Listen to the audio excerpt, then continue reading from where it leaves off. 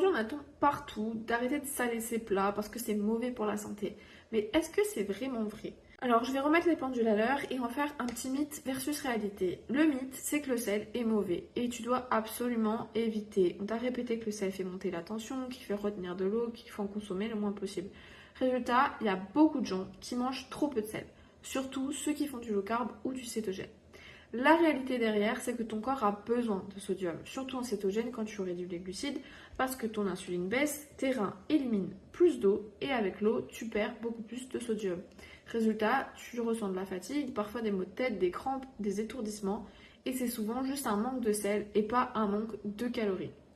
Alors, pourquoi ajouter du sel? C'est important parce que le sodium régule ta pression sanguine, soutient ton énergie, permet la transmission nerveuse et musculaire, évite la grippe cétogène et stabilise ta tension et ton hydratation. Donc en cétogène, ton besoin de sodium augmente réellement. Comment faire concrètement?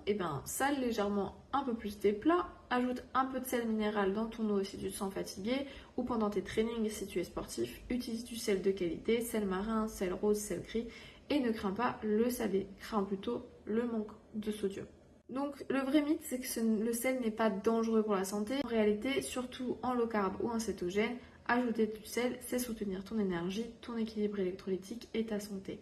Donc si tu as envie de changer tes habitudes et d'aller plus loin sur le sujet, mon guide sur le régime cétogène est disponible gratuitement avec le lien dans ma bio ou sur fitmatcoaching.fr.